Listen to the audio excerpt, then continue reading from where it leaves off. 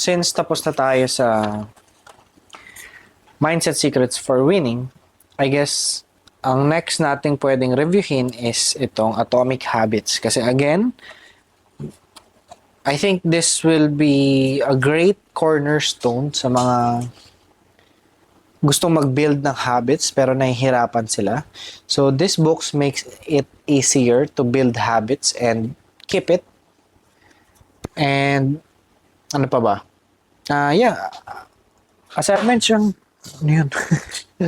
Gulat ako. As I have mentioned, kaya kung ginagawa ito para rin as a sort of review sa sarili ko and para ma-apply ko rin siya sa ginagawa natin, which is yung bodybuilding. And not just in bodybuilding, this can be also applied sa day-to-day lives natin. Okay, let's go! Ito ba yung ano? Hanapin natin yung simula. Yan. So, introduction or chapter 1. If you offer the right reward or punishment, you could get people to act in a certain way. Improving by 1% isn't particularly noticeable, but it can be far more meaningful, especially in the long run. Kasi yun nga, as I have said before, nag-stack up siya. So, hindi noticeable yung 1% kada araw mo. But, 1% ng 1% na 1% na 1% na 1%, it will lead you up to something.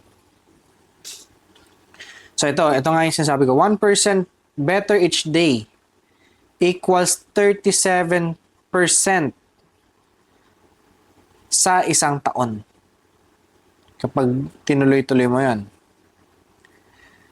So, ito yung 1.01 by the power of 365 equals 37.78. But, on the other side, 1% worse each day will give you negative 0.03% after a year. So, 0.99 power of 365 days equals 0.03. So, ang laki ng difference, di ba? 1% ka lang every day and it will give you 37% after a year.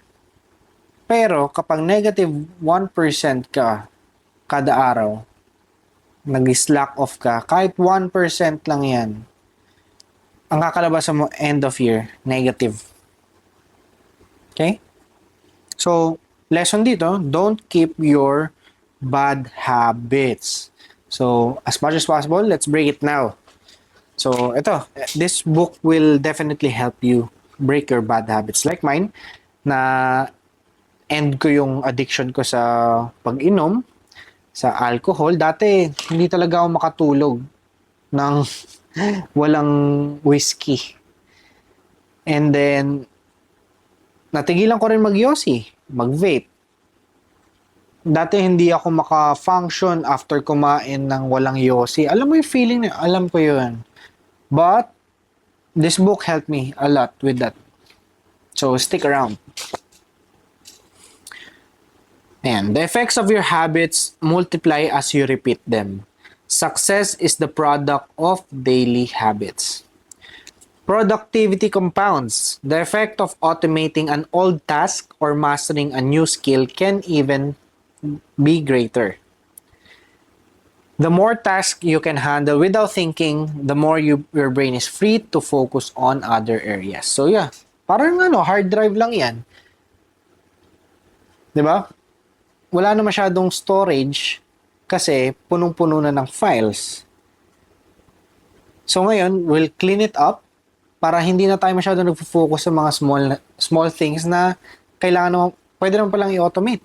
For example, ito very honest to. Dati hindi ako mahilig mag-toothbrush or nakakalimutan ko mag-toothbrush. Umaga or gabi, nakakatulugan ko, hindi ako toothbrush. Or kumakain agad ako ng lumalabas ako ng bahay nang hindi nakapag-toothbrush. Nakakalimutan ko, sobrang pagmamadali. Kasi hindi automatic sa utak ko. But, after netong librong ito, automatic na yun. So, hindi ako nakakaalis ng hindi nag-toothbrush, hindi ako makatulog ng walang toothbrush. Kasi, nasa utak ko na, nasa process ko na, nasa habit ko na. That is very honest. And alam ko, that's gross. But, that is reality. Hindi lang ako. Marami tayong kasuffer na ganyan. You'll be shocked na maraming makaka-relate sa ganitong pangyayari or scenario. Masashock ka na maraming taong hindi nagtututbrush. Kala mo, di ba, necessity yun. Pero hindi ginagawa ng ibang tao. Para kang bata, di ba? Yung mga bata, tamad mag-toothbrush kasi they don't find it necessary. Or they don't find it useful. Kasi pangit ng lasa, di ba? Hindi siya masarap, hindi siya pleasurable. Yan.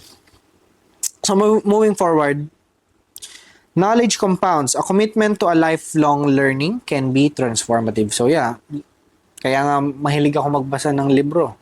Kasi it opens up new ideas and I'm open sa mga new learnings na ma-change ko yung mga old thinking ko na mali pala. And yeah, that's it. Relationship compounds. Being a little bit nicer in each interaction can result in a network of broad and strong connections over time. Breakthrough moments are often the result of many previous actions which build up the potential required to unleash a major change. Totoo ito kasi, kumbaga, you are preparing yourself, equipping yourself to be prepared kapag pag dumating na sa'yo sa harap mo yung opportunity. Kasi, di natin alam, lahat pala ng opportunity dumadaan na sa atin, pero yung knowledge natin, yung skills natin, hindi tayo handang i-grab. So, by doing this, we are better equipped or we are better knowledgeable on how to take those opportunities. Okay? Valley of disappointment, early and middle stages of any journey. No progress or result during the first days, weeks, or months. It doesn't feel like you're going anywhere. Yun nga, for example, yung dating nag-gym ako, sobrang taba ako, 80 kilos ako. First 1 month, 2 months, 3 months, wala ka talaga makikita niyan halos. Kasi new stimulus yun ng katawan mo eh. Hindi siya sanay. So, nag-a-adapt pa siya. And most likely, kapag ganun ka rin, katulad ko na mataas yung body fat percentage, hindi ka naman agad magka-cut no eh. Mas advisable mag-recomp ka to add more muscle and lose fat at the same time. Kasi, priority na mag-build ng muscle dahil it will help you burn more fats even at rest. So, the more muscle mass that you have, the more fats that you can burn effortless. And then, marami kang reserve energy eh. So, mas priority talaga mag-build ng muscle, magbuhat ng mabigat or mag-strength train. Kasi, for the longest time na ganun yung status ng katawan mo, na mataba ka, marami kang fats sa katawan, marami kang stored energy. So, kapag nag-strength training ka, mas marami kang energy na you can tap on. Dahil nga, yun kumbaga, na-imbak na siya sa'yo eh. So, yun. Parang kang camel na nag-ipon ng tubig sa katawan. And, yun yung gagamitin mo muna na first source of energy. Okay? Moving forward. The hallmark of any compounding process, the most powerful outcomes are delayed. Habits need to persist long enough to break through. So yeah, kailangan mo nang mag-stick yung habit bago ka mabutas yung resistance and see results. Plateau of latent potential. If you find yourself struggling to build a good habit or break a bad one, it is not because you have lost your ability to improve. It is often because you have not yet crossed this plateau of potential, latent potential. Your work is not wasted. It is just being stored. All the actions happen at the latter part. So, wag kayo agad mag-give up. Kasi it will definitely pay off as long as you stick sa habit mo. Good habit, ha? Okay? All big things come from small beginnings. The seed of every habit is a single tiny decision. As the decision is repeated, a habit sprouts and grows stronger. Roots entrench themselves and branches grow. So yan, goals are about the results you want to achieve. Systems are about the process that lead to those moments. So magkaiba yung goals at yung systems. Yung systems daw are processes that lead to those goals. So you need to build, kumbaga yung set of procedures or protocols mo kung paano mo ma-achieve yun. So i-breakdown mo. Okay? So ito, chapter 2 na tayo. 3 levels of which change can occur. Ito maganda to guys ha. Sobrang mind shift na itong nung nabasa ko to. Change your outcomes. This is what you get. So losing weight or earning more money. Number 2. Change your process. This is what you do. Okay? Ang example dito, implementing new routine or new eating habit. Or in the case of gusto mong magkaroon ng mas maraming ipon, gumawa ka ng mga tracking sheets na para ma-monitor yung expenses and yung pasok ng pera sa'yo. Number 3, change your identity. This is what you believe. So ito yung worldview as a whole and yung self-image mo. Okay? Ito yung importante. Do not focus on what you want to achieve. Rather, focus on the identity-based habits. Gets nyo ba? So, imbes na isipin mo na gusto ko pumayat. Okay? Kasi lahat ng mataba or lahat ng may health problems, gusto pumayat. Definitely. Gusto mo ma-improve yung physique mo. But, hindi lahat kaya. And this is why. Kasi, hindi natin, ang nag-focus tayo is yung outcome muna. Hindi natin binabago yung sarili natin. So, inner, bago palabas. Okay? Change mo muna yung identity mo.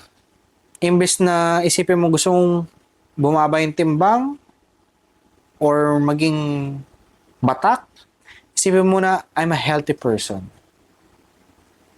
Okay?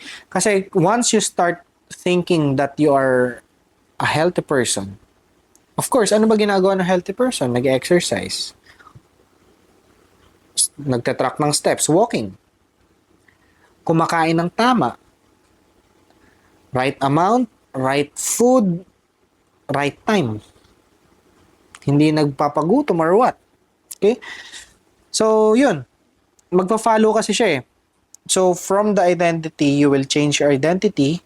And then, based from those identity, iisip ka ng process mo. And then, iisip ka ng outcome mo. Diba? Karamihan kasi ng ginagawa natin, kaya tayo nagkakamali. Or kaya tayo nag-fail rather. Iniisip muna natin yung goal from the future. And then, based from that, gagawa tayo ng process. And then, dun sa process na yun, tsaka pala mag-change yung identity natin. Which is wrong. And this is a hard pill to swallow. And once you accepted that, na kailangan mong ibahin, it will get easier. Okay? So, remove your pride, your ego, or whatsoever. And listen to this. At pa, mga ibang example, gusto mo mag-quit ng yosi. Sasabihin mo sa sarili mo, I am not a smoker. Diba? Gusto mong pumayat, diba? I only eat healthy foods. Gusto mong yumaman? Isipin mo agad, I am a business owner. I am a CEO. Ang ganda, diba? I am an investor. I'm a risk taker. It all starts here, okay, guys? Remember that, okay? So, behavior that is incongruent with the self will not last. So, yun nga, kapag nag-goal ka na gusto mong pumayat, pero puro ka puyat, and during those puyat times, puro ka lamon, puro snacks, puro junk foods, wala namang nutrients, pero ang taas ng calories. Alam mo yun, guys? Hindi siya equal. So, kailangan mag-match. Kailangan match yung gusto mo mangyari at yung mga ginagawa mo. Para maging reality siya. Kasi kung hindi nagmamatch yun, you're just fooling yourself. Magpapaikot-ikot ka lang. Siguro may days na magiging success ka, pero kasi nga dahil mali yung foundation mo, mali yung process mo, mali yung identity mo, you'll just run in circles. Mapapagod ka lang, eventually mag-give up ka na. Okay? So with this, let us make things new and let us make things efficient and let us make things correct. Let's see. Next. Ito yung mga examples na hindi congruent yung sinasabi ay yung ginagawa or kung ano yung gustong mangyari. Want more money but consumes rather than create. So, puro ka bili. Hindi puro expenses lang. Pero, pag ikaw na yung mag-create ng product or mag-create ng services, guess what? Sila magbabayad sa'yo. Okay? Gusto mo ng better health, but pinaprioritize mo yung comfort over accomplishment. Ayoko mag-gym. Ang init, papawisan ako dyan. Ang bigat, sasakit yung muscles ko, higa na lang ako. Tingin mo, may magiging result yun? Okay? So, hindi nagmamatch eh. So, let's change it. Okay? So, you have a new goal and a new plan. But, you haven't changed who you are. Yun yung sinasabi ko kanina. Ayusin natin yung sarili muna natin. Self-image.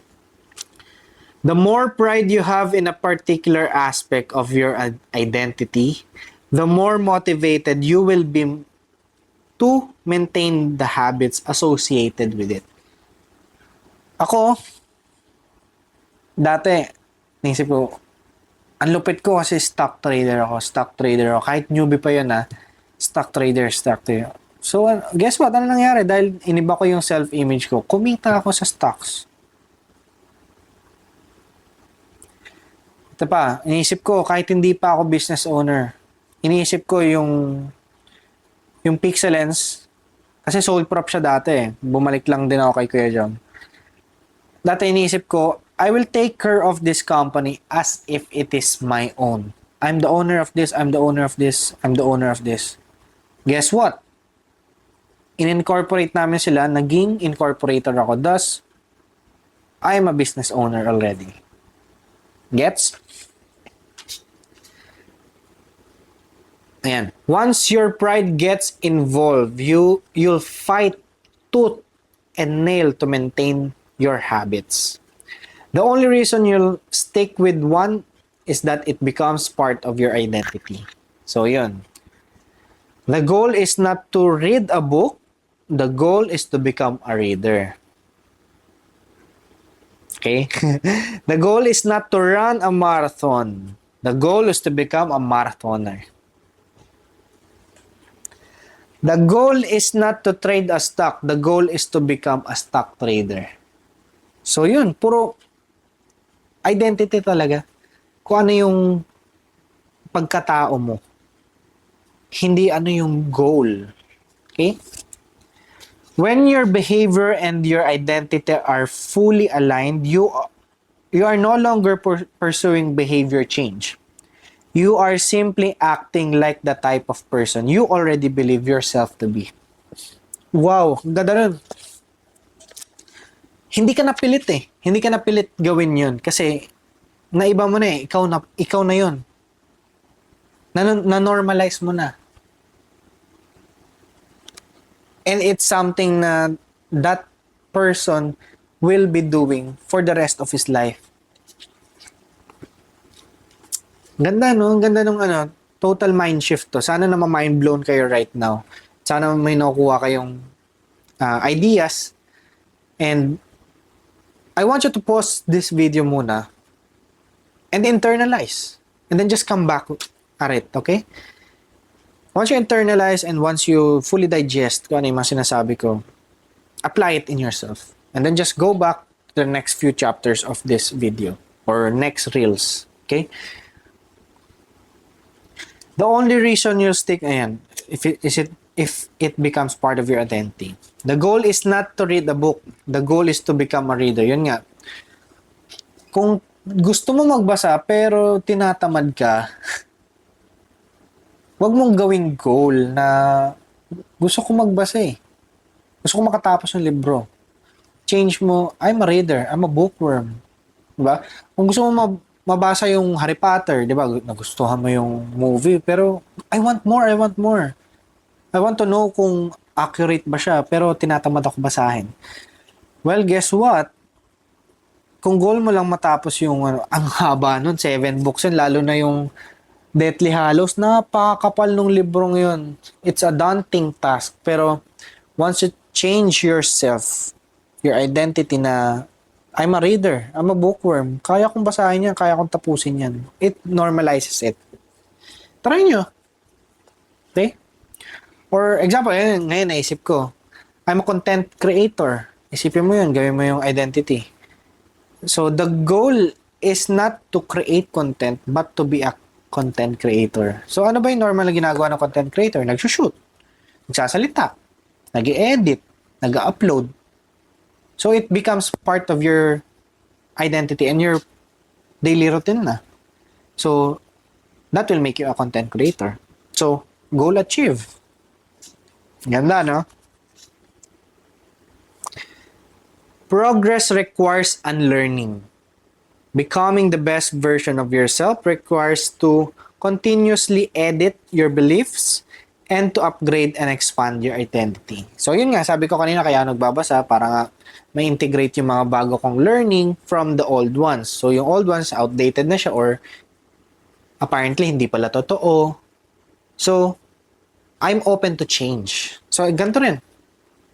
Always open for editing your beliefs and to upgrade and expand your identity. The most practical way to change who you are is to change what you do.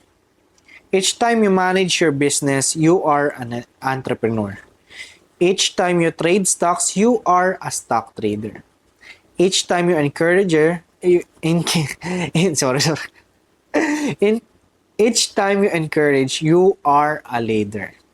Each time you upload, you are a content creator. Each habit teaches you to trust yourself. You start to believe that you can actually accomplish these things. So yun nga, 1% every day. Small wins. So kapag nagawa mo yung sa araw na yun, then the next day, you trust your habit. You trust yourself na, kaya pala. And then it becomes part of yourself na. Ang ganda, no? 2-step process to create your new identity. 1. Decide the type of person you want to be. 2. Prove it to yourself with small wins. Kakasabi ko lang. The first step is not what or how, but who. So, to conclude this chapter 2, let us start to change our identity, our self-image. Who do you want to become? Not the end goal, okay? Who? Puro who. Ano ba talaga ako? Ano yung gusto kong maging tingin ng tao sa akin? Kung leader ba ako? Follower ba ako? Famous ba ako? Mayaman ba ako? And then, from that identity, you think, ano ba yung ginagawa ng mga taong ganun? And then, yun yung gawin mo. And then, eventually, makuha mo yung goal mo. Chapter 3. Habits are mental shortcuts learned from experience. The primary reason the brain remembers the past is to better predict what will work in the future. Secondary rewards: money and fame, power and status, praise and approval, love and friendship, and lastly, sense of personal satisfaction. So, yung mga secondary na lang yun. If a particular action requires more physical and mental effort than you are willing to expend, then you won't do it. Kung too exhaustive or sobrang nakakapagod, mentally or physically, you won't do it daw. So, ito yung solution, okay? A habit can occur only if you are capable of doing it. Meron dito, di ko alam kung ito na yung next pero yun nga.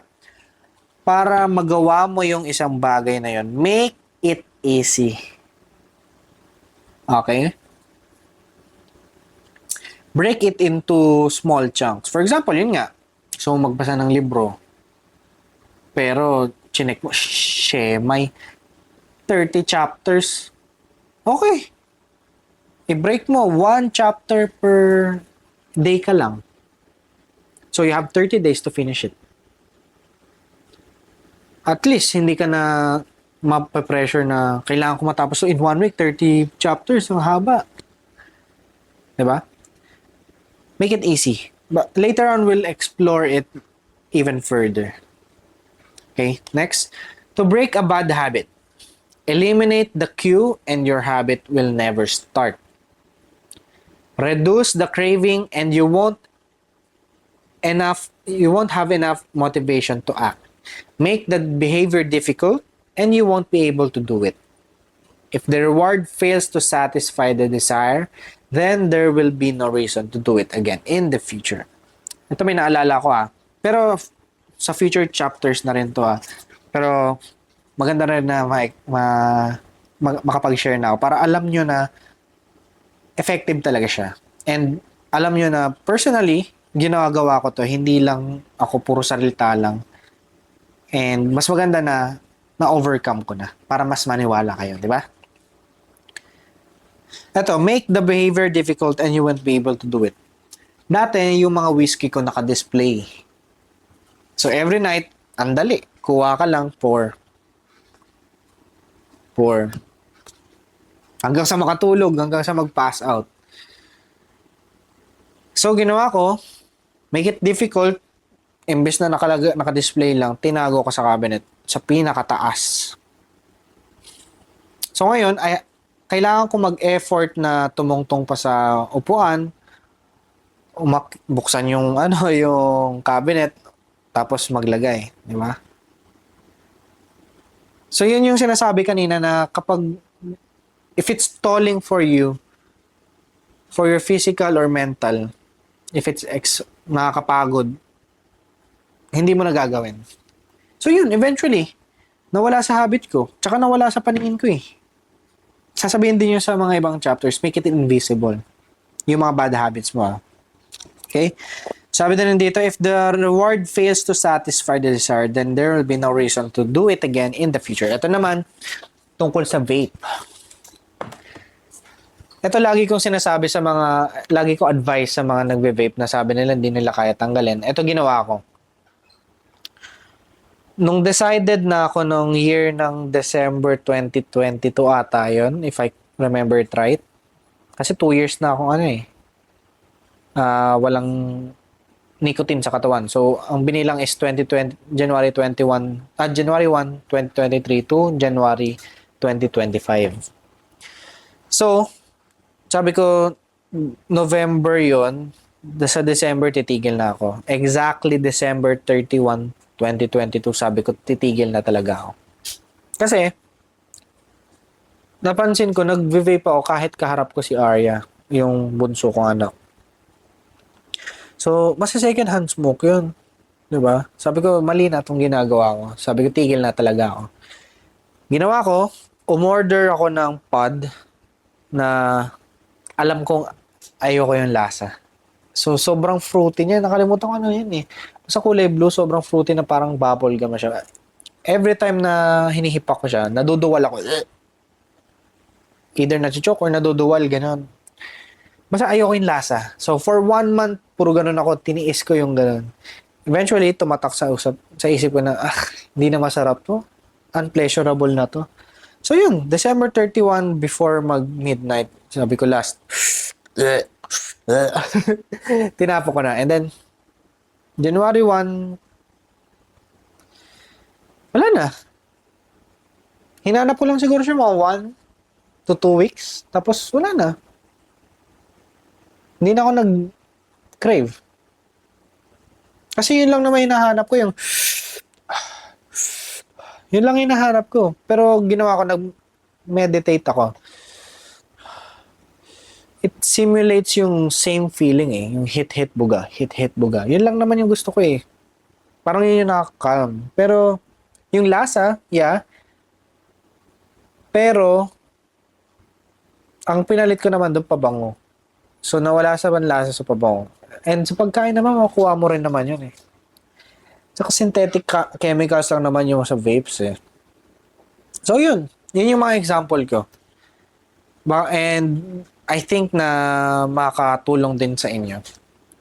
Kasi it worked for me. Dati hindi ako naniniwala kasi meron akong kaibigan, yung papa niya daw, snap lang ng finger. 1 day lang. End ang yosi. Dati hindi ako grabe naman yun. Parang hindi naman totoo yun. Imposible. Dati kasi nag-start ako mag-sigarilyo. Second year high school. And then, syempre nung college, ako na lang mag-isa, independent na. Tapos nag-edit pa ako. Tapos nag-aaral pa. So, yun yung stress reliever or pampagising. Yun yung sinasabi mo sa sarili mo eh. Pero, that is not actually true eh. Kumbaga, you're just latching on the idea na yun yung sagot or solution doon sa bagay na hinahanap mo. So, yeah. Hindi nga ako naniniwala kasi addicted ako eh. So, ginawa ko, dati nakakaubos ako ng isang araw eh. Parang 2 pa nga eh. Sabi ko, sige, bawasan half o isang kaha. Tapos naging, ilan ba sa isang kaha? 20. O, naging 10. Naging 7. Naging 3 na lang per day. Which is a good progress Pero once na maka-experience ka ko or makaharap ka na naman ng sobrang stressful event, doon ka na naman magre-regress ka eh. 'Di ba? Kasi yun na yung naniwala na yung utak mo nga, yun yung identity na nilagay mo na yung identity nung nabibigay niya sa'yo na stress reliever. Which is in reality, wala naman talaga. For me, wala.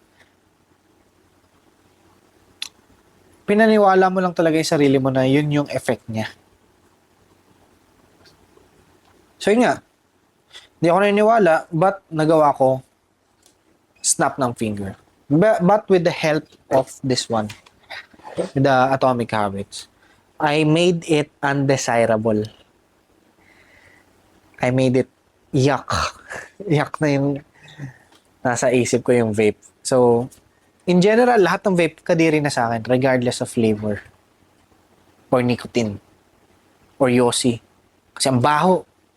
Ganun na eh. Ang baho. Ayoko. Kahit sa pabango, ayoko ng mga may tobacco.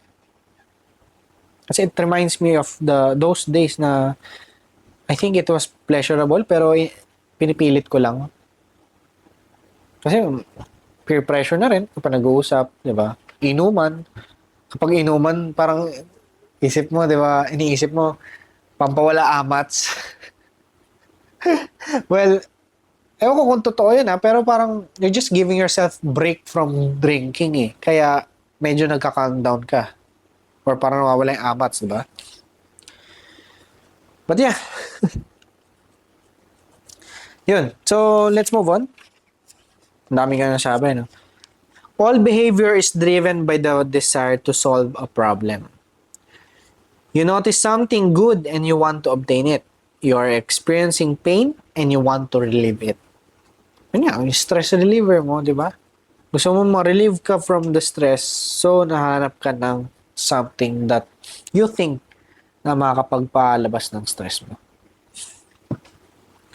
4 laws of behavior change. Ito na. If you want to create a good habit, make it obvious, make it attractive, make it easy, and make it satisfying. Yon yung 4. And then yung mga sinabi ko kanina, to break a bad habit, first you have to make it invisible. Yung ginawa ko, di ba? Tinago ko yung whiskey. Number 2, unattractive. Part din yung kanina, yung sa vape. Nasabi ko, make it undesirable, ay unpleasurable.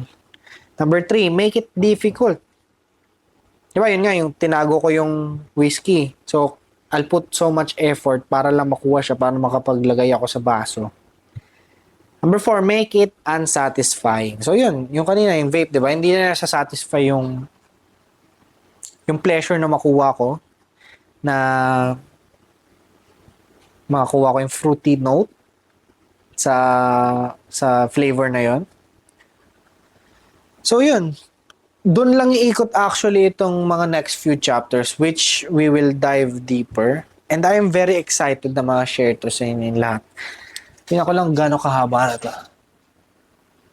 11 minutes. Ay, hindi, joke. Hindi pala nakikita. Yeah, siguro, tuloy natin chapter 5. Tingnan ko ilang chapter to.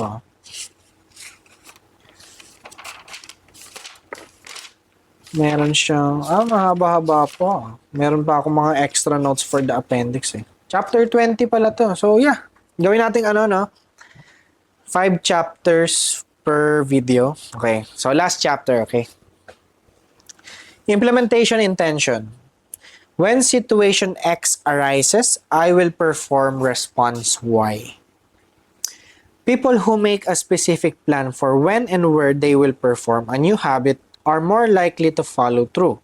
It's not about lack of motivation, but lack of clarity. So yun. Very confused tayo. Paano ba talaga? Ano yung structure? Ano yung mauna? Ano yung priority? Kaya hindi natin ma-put together yung process natin kasi we lack clarity. Ganda yun. Don't leave it up to chance. So yeah, control it. Control your habits. This serves as a predetermined plan. So formula.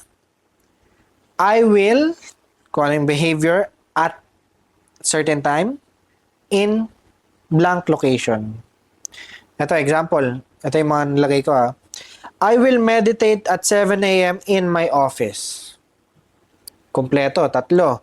Behavior, time, location. I will study sales at 7 p.m. in my office.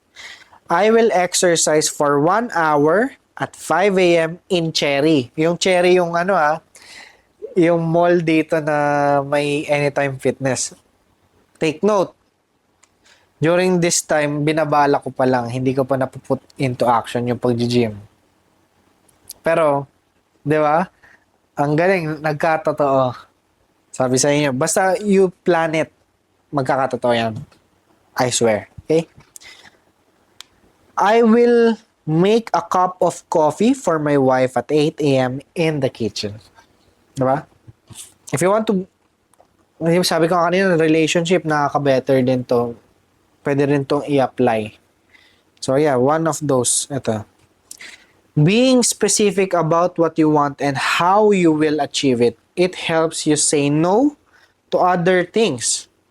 that derail your progress, distract your attention, and pull off course. Okay? Clarity. Diderot effect. Ito maganda to ah. So there was this story na parang collector ata siya na sabi doon, once na may binili ka, hindi ka napapayag na isa lang eh. Or hindi ka papayag na yun lang. Para siyang domino effect na may kailangan ka ng bilhin afterwards due to that one single purchase. And I think lahat makaka-relate dito. Obtaining a new possession often creates a spiral consumption that leads you to additional purchase. Yan, parang rabbit hole, di ba? So, ito yung mga example. DLC, sa games, di ba? Mga downloadable content, upgrades, upgrades sa camera, upgrades sa kotse, all sorts of upgrades. Accessories, perfume, nako. Very, ako dito. Guilty ako dito. Di ba parang, ang cute isa. Parang nakakalungkot mag-isa lang siya. Bili kang 2. Gawin mong 3. Next thing you know, 10 na sila. 20, 30. Oh my gosh. Ako, in my lifetime, siguro nakabili na ako 300, 400 plus na bottle of perfume. But in my current collection, 100 plus na lang sila. So, from time to time, nag-let go ako ng mga hindi ko nagagamit or nagsawa na akong pabango or nahihilo na ako. Yeah. But right now, I'm currently curating na para lahat ng mga nasa collection ko are those na talagang alam ko magagamit ko. Yung iba kasi binibili ko lang for the sake of dahil discontinued na or rare or mapagmamayabang ko na, ako lang meron ganyan. Or ang hirap na ito hanapin pero meron ako. Wow, di ba? So yun, tinanggal ko na sila kasi kung di ko naman masuot or ma-spray sa akin and hindi siya pleasurable, hindi siya maganda sa ilong ko, bebenta ko na. Habit stacking, special form of implementation intention. Pairing new habit with current habit. The formula. After current habit, I will new habit. Okay? So, ito example. After drinking coffee, I will meditate for 5 minutes. After I eat dinner, I will immediately wash the dishes. After I get into the bed at night, I will kiss my wife. So, yun na yung end ng discussion natin. And then, we'll continue sa chapter 6 for the next videos. But, yeah, I just want to share with you kung ano yung ginawa ko. In-apply ko yun yung habit stacking. Gumawa ko ng list of things na gusto kong gawing habit. So, ang haba nun, parang 14, 15 habits yun. Including yung sabi ko sa inyo na yung ultimo pag-toothbrush morning and evening, para hindi ko nga makalimutan. So, yeah, eventually, kapag nagiging habit ko na, and naging automatic na nga, tinatanggal ko na dun sa list. But, yeah, ito yung current ko ngayon. Hindi ko alam kung kita. Yan. Nasa app na siya. Pero actually dati, nasa lang. Hoy, focus ka na. Dati, nasa Excel siya. So, actually mas maganda sa Excel kasi naka-green tsaka red. Pag green, na-check ko na. Nagawa ko na. X. Pag hindi. So, ito yung implementation intention, di ba? Tapos habit stacking na siya. So, if I wake up, para siyang checklist na, kumbaga in layman terms. Yun simple term. Wake up early. Diba? Ang focus mo sa akin, bumalik na yan. So, wake up early. After nun, pagka gising ko, check weight. Check ako ng weight. Tapos after nun, actually, baliktad nga pala to. Pagka gising ko, morning prayer muna, of course. Tapos check weight. Tapos punta ng gym. Tapon ng basura, read ng Bible, hugas ng pinggan, edit ng video or upload or comment or mag-reply sa comments. Tapos maligo, Kasi hindi muna ako naliligo after ng gym kasi mamaya mapasma, di ba? Ewan ko, parang di nga totoo nga actually yun eh. Pero, better be safe than sorry. Ayoko yung pagod pa lahat ng muscles ko, tapos biglang maligo. Parang hindi ako comfortable. Pero, yeah, naliligo rin naman ako dati sa AF after ko mag-gym kapag may lakad ako afterwards. Wala namang naging negative effect. I hope. So, yun, going back. Ligo, and then fix the bed, and then maglinis ako ng CR, and then papaliguan ko si Arya. Then, meron din ako dito na dapat maka 5 liters of water ako. And then, manage na ng business. Mag-dusting, and then vacuum or walis. And then, read ng other books. So, tapos, dapat maka 15,000 steps ako. And then, ma-perfect ko yung meal plan. And, ito, ginagawa ko ng checklist to no porn. So, yeah, hindi ko pala na-check to. No? Ayun, ilang araw na walang porn. Galing, di ba? So, yun. Nakikita nyo in real time na yung tinuturo ko na natutunan ko sa libro is ginagawa ko pa rin up until now. So, I'm a work in progress. So, that doesn't mean na overcome ko na yung nicotine addiction ko, yung alcohol addiction ko. It doesn't mean na wala na akong ibang binabattle. Okay? So, if we are to apply this book, and then yung pala last, sleep before 10 p.m. So, if we are to apply this first 5 chapters, and then nga, yun yan, no porn. Binago ko yung sarili ko. Inisip ko yun. I'm a follower of Christ. Change ko yung identity, di ba? So, if you change your identity, ano ba yung ginagawa ng normal person na follower of Christ? Of course, you will deny yourself of the pleasure of the flesh. So, definitely no porn. Kasi that is man-made to stimulate your libido. Diba?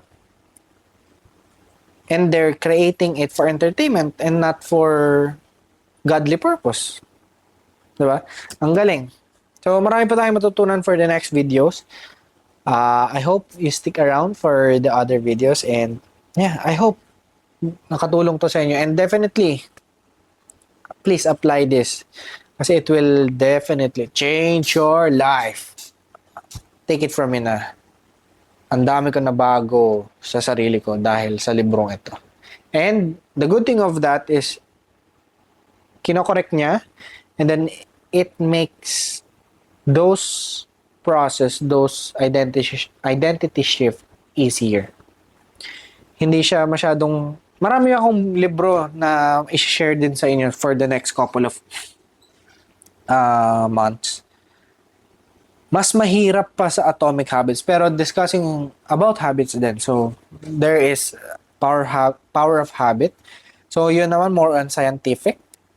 Marshmallow effect. And then, research-based studies din siya.